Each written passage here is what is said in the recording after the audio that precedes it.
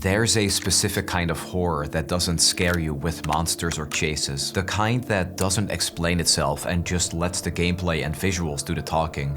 Some of the best games in the genre are built entirely upon this premise. The kind of stories where all the answers are right there as long as you know how to look for them. But some games flat out refuse to explain their story unless you really, and I mean really, work for it. And so today I want to show you how one of the best cosmic horror games does this in a different way. A game that is disturbing with a story that so far the internet still hasn't been able to fully piece together. But I guarantee it's scarier than anything you see on the screen. So I want to introduce you to 2025's Eclipsium, an old school first-person adventure game.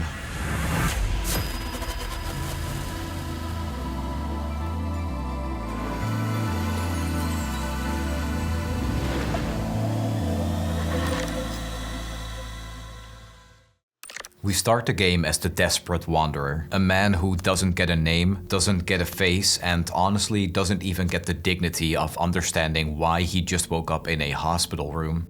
The TV is broken, there's blood in various places, and the door is blocked by some kind of tentacles. And Eclipsium takes this moment to immediately teach us its first rule. If you want to move forward, you need to give something up. The scene I'm about to show you genuinely made me feel sick, so you've been warned. We find a pair of scissors, and in front of the door that seems to be the only way out, there's a scale like the game is asking for a key. But instead, the wanderer pulls out his own tongue and... Eclipsium has moments like this that shows how Housefire, the developers, use this liminal retro horror with technical constraints to create scenes and landscapes of cosmic unease. We can see this more clearly after the wanderer puts the flesh on the scale and the door opens. We're then introduced to the waiting room, which acts as the game's liminal hub. Like most waiting rooms, we're going to spend much more time here than we want to. However, this area gives way to a hallway covered in trees and leaves, and as we move through them, we open a door and step into a strangely ominous yet calm forest. But behind us, the hospital is now gone. Here, Eclipsium throws us into its unique dream world that clearly doesn't follow physical laws. Once outdoors, Housefire's visual identity comes into full focus. They rendered the world on a tiny 320 by 180 canvas and then upscaled it to achieve this pixel soup effect that seems to blur the line between nostalgia and cosmic horror. In a strange way, it looks really beautiful, but there's almost no time to think about it because the trees slowly give way to an image that Eclipsium keeps fixating on. A huge structure with something that looks like a heart at its center. Most will see this as a classic Lovecraftian trope, but there's a detail in the background here that nobody noticed, and it changes the entire context of the game. We don't fully know what it is yet, but the game frames it like destiny, like the entire world is bent towards it. One reason for this feeling is the Wanderer's reaching hand, which provides the game's only visual constant. As the only unchanging element on the screen for the duration of the journey, it serves as the primary connection between us and the protagonist. And then we enter the first platforming section with some platforms that aren't too hard to get across until eventually a platform takes us to this tree. A huge trunk with multiple axes stuck in it like someone's been trying to chop it down for ages. When we touch it, we get our first memory. Well, it's not really our memory, but not really the one of the woman sitting at the table either. There's a letter she can't bring herself to open, and then...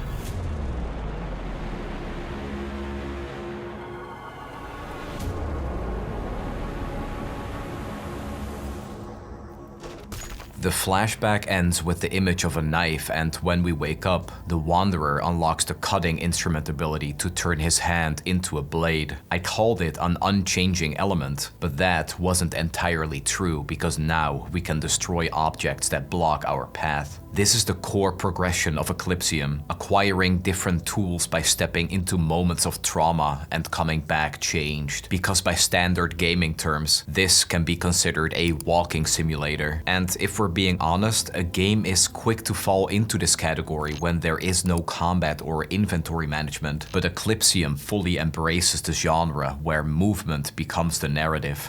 While we slowly go down an abyss, we can literally see how everything leans into this liminal quality of walking through spaces that shouldn't exist, using the slow pace to tell a story without any dialogue. It's exactly why you can feel the terror and why the story has been impossible to figure out.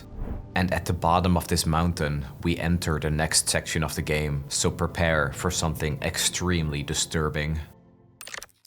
The mines are a place with narrow tunnels and dim lanterns, and the deeper the wanderer goes, the more it looks like the world is starting to develop a disease. Some tunnels are clogged with fleshy growths that move like they're alive. The wanderer cuts and slashes his way through the caverns until we reach an area that seems to be closed off from the rest of the tunnels. It's covered in complete darkness, but there are some lights that reveal that the fleshy corruption is even more prevalent down here. We're able to shine the lights on these swollen organic blockages. The meat recoils and opens a narrow passage like we're burning a path through something that shouldn't be here. It almost seems to mirror a medical procedure where biological pathways are obstructed by organic growths that must be cauterized by a heated tool. The corruption seems to be everywhere, but eventually we make it into a temple. This looks like a place of worship, or at the very least an area that's of great importance. And that's when the worlds of the two main characters of Eclipsium collide for the first time inside the dreamscape.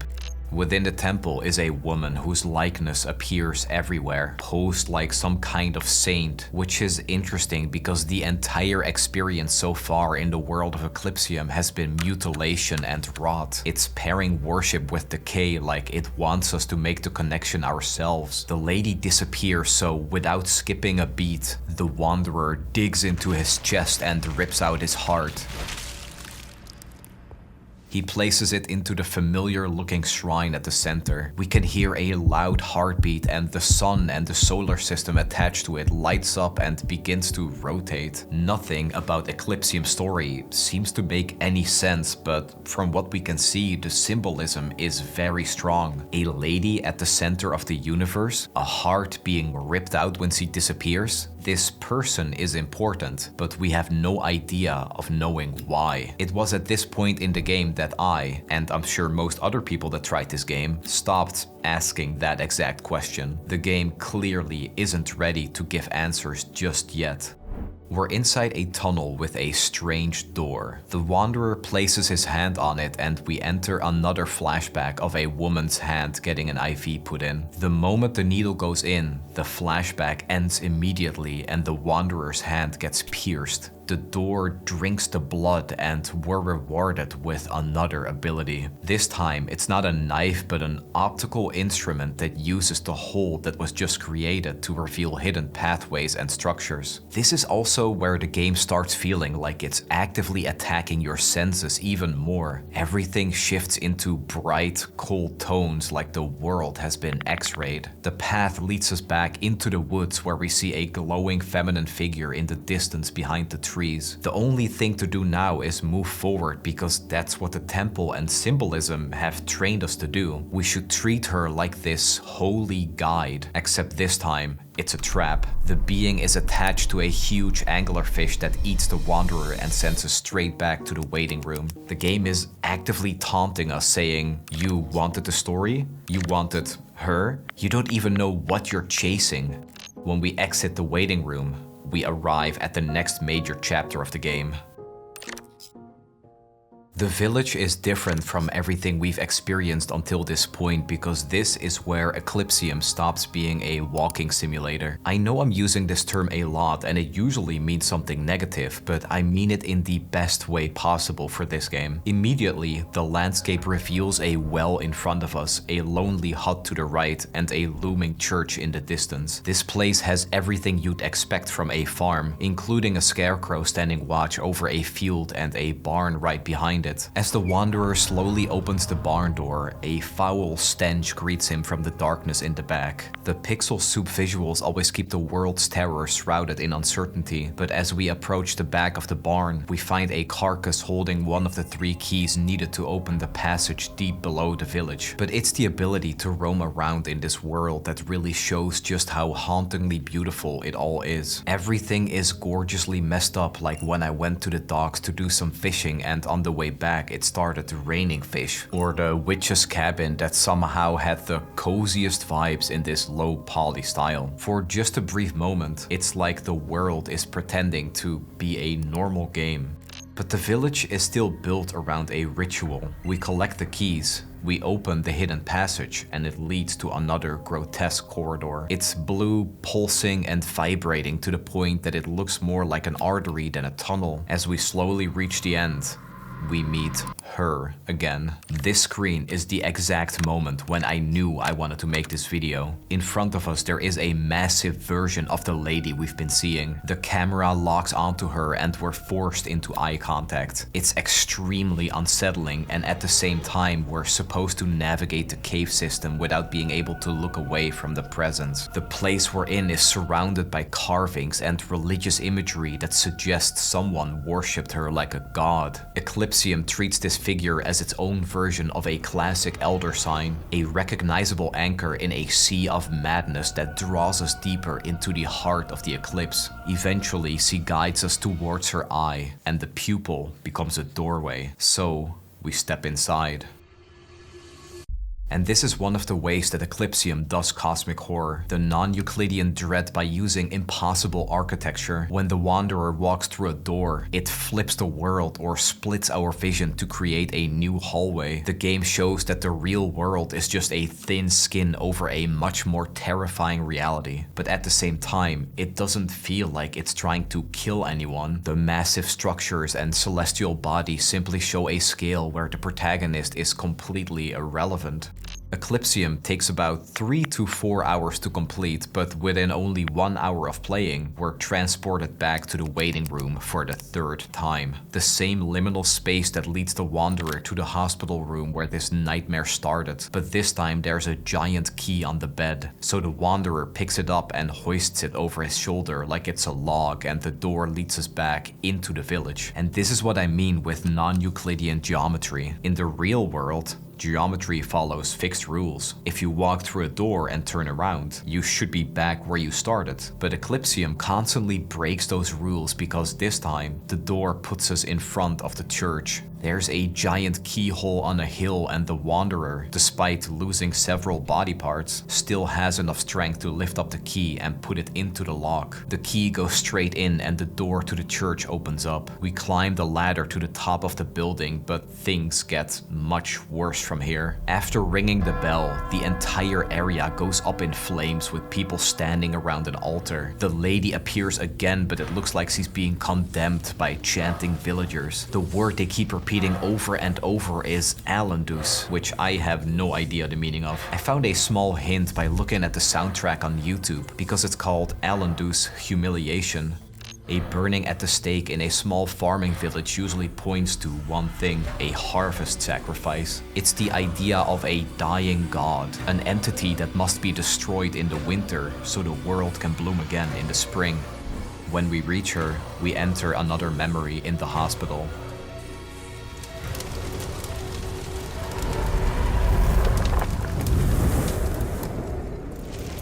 We wake up from the nightmare and the Wanderer unlocks the burning instrument to light the path. And with this, we can enter places that were too dark before, because something Eclipsium loves doing is blocking the path with something natural like a tree that needs to be cut, and then hands the Wanderer something unnatural to bypass it.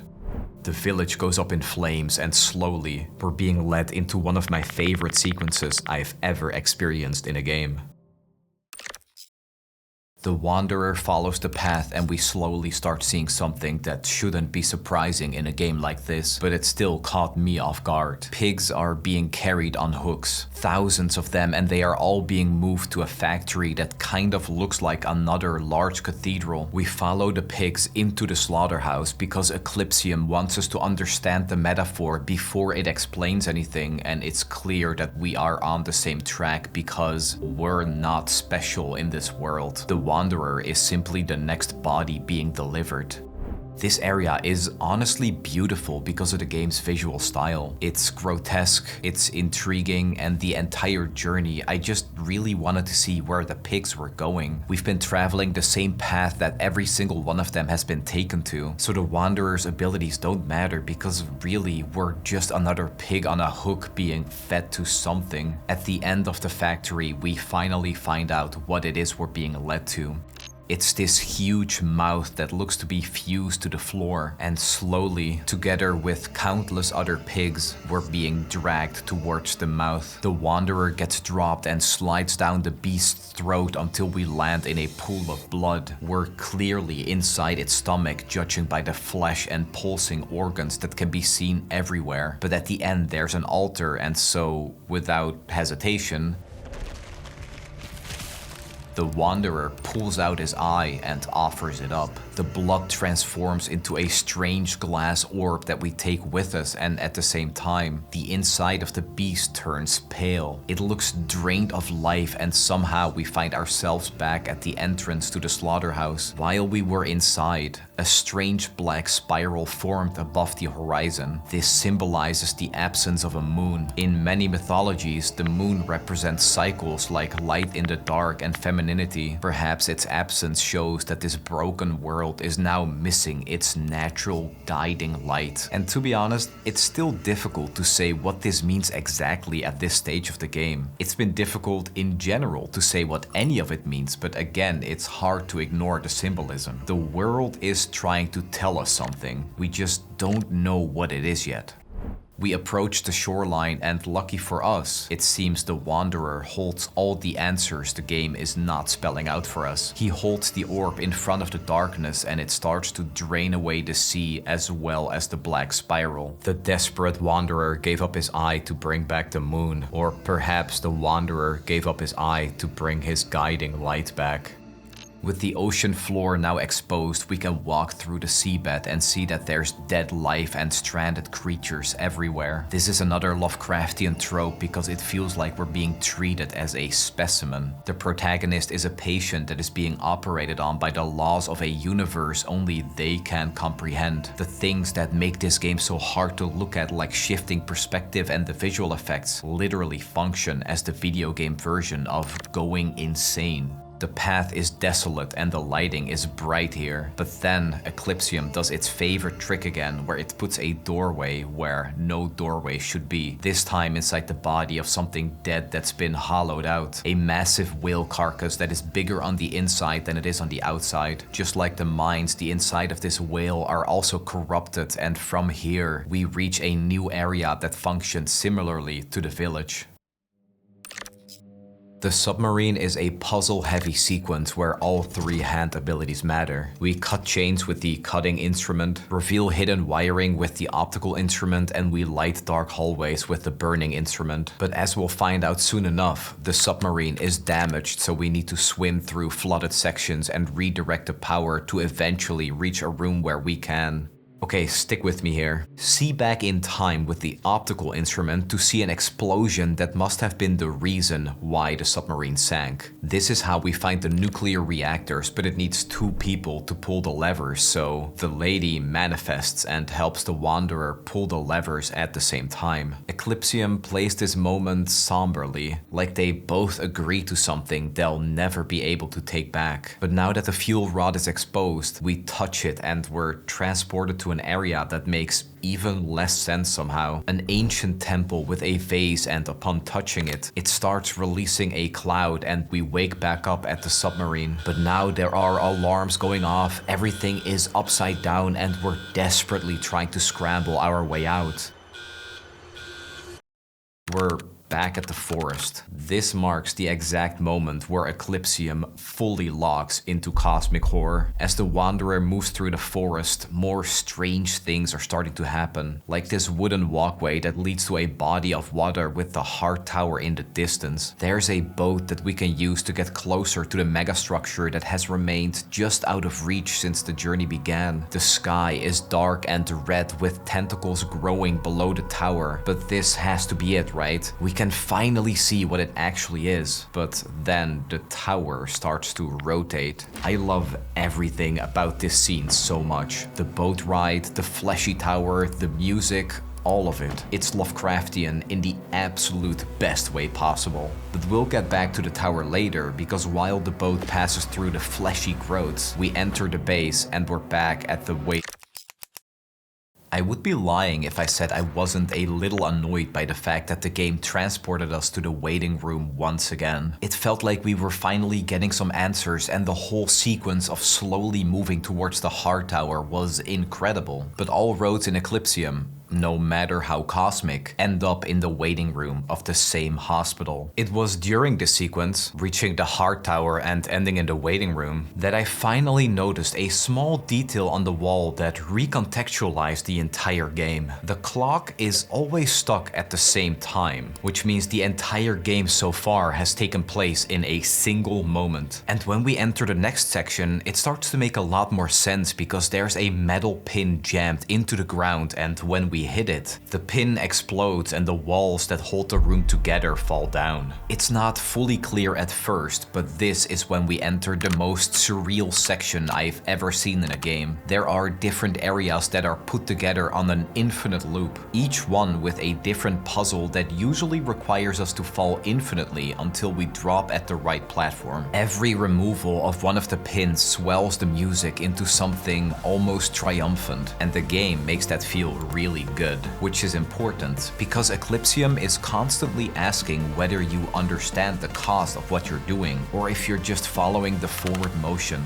So with the last pin removed, we're left in a white void with another lock. From beyond the white void, the lady appears again. Just like during the submarine sequence, she reaches out a helping hand, but this time she does so literally. She lifts up the Wanderer to bring him to the key we need. With it, we perform one more surreal act of opening where we have to balance ourselves on this giant wooden key to rotate it into the lock. This reveals a sphere in the sky that the lady prepares for us so we can walk into it. This puts us inside another church-like area, and it's here that the game drops us into its most visually sickening puzzle. Our vision slowly splits into two realities, one side inverted, and we have to physically align perception to build pathways. Once again, Eclipsium takes the concept of a walking simulator and turns it on its head. You lose the intuitive sense of where the Wanderer is. There are two layers to this: the physical layer, what the Wanderer is actually standing on, or the truth, and the perceptual layer, what we see in each viewport, the copy. The difficulty is tuned by how much these two layers disagree with each other.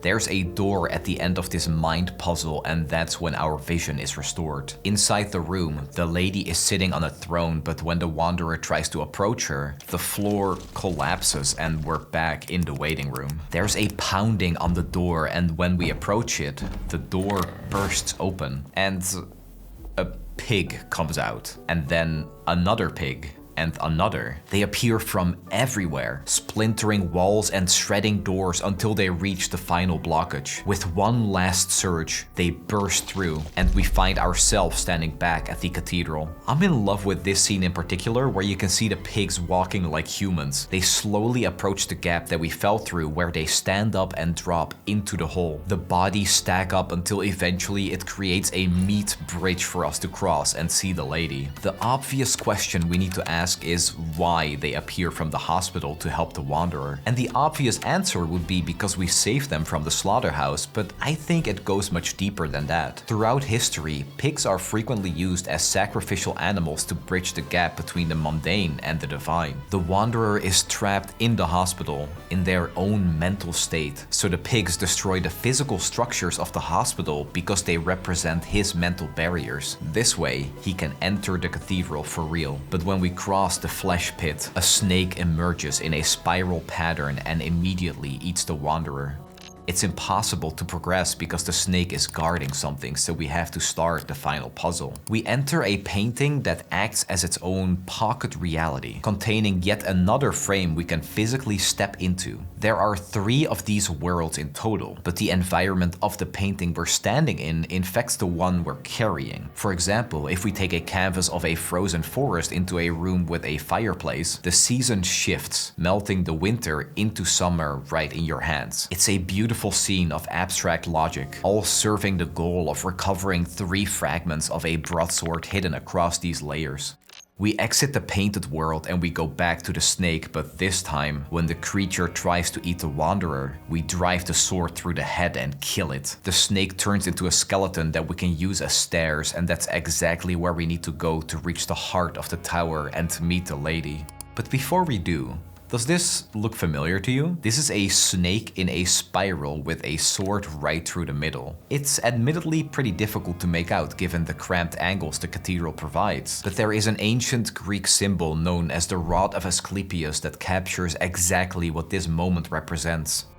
Before we get a moment to really uncover what it all means, it's time to finally meet her. The Wanderer has already sacrificed so much to get here, but before we can truly reach the top, one final sacrifice needs to be made. He uses his own ribs as climbing picks to climb up the final wall to the heart of this world. With nothing else to give, we arrive at the top of the tower, and that's when we get to see her one last time. She reaches out to embrace the Wanderer. The world fractures as dream and hospital flicker together. The heart tower is destroyed as they float up into the air. The journey is over and we go back to reality. The clock that was stuck finally moves forward and we look to the door. It opens and we see her. In the introduction, I mentioned that some games are built on the premise of making their story obscure and difficult to figure out. In my opinion, when it's done well, it becomes one of the most satisfying feelings when the pieces finally click together. Now, unfortunately, one cornerstone of cosmic horror is that they often involve horrors beyond human comprehension and the indescribable. And the developers of Eclipsium intentionally try to keep the story vague, stating it is a quest to find her no matter the cost. Their goal is to evoke specific emotions rather than provide a linear explanation of the world. Looking at all of this combined, it's not hard to see why this game has been so difficult to figure out. One of the most common theories that surfaced online is that the Wanderer is reliving a psychological hell after losing a loved one. Another suggests he's undergoing heart surgery with the body parts that keep being removed representing medical trauma. And most theories think this is the case, with the Wanderer somehow being the one undergoing surgery. But in my opinion, the interpretation that holds everything together is also the most human one. Because I don't think it's the Wanderer undergoing surgery, but her. We're trapped in the waiting room, suspended in a desperate prayer for news on whether she made it through.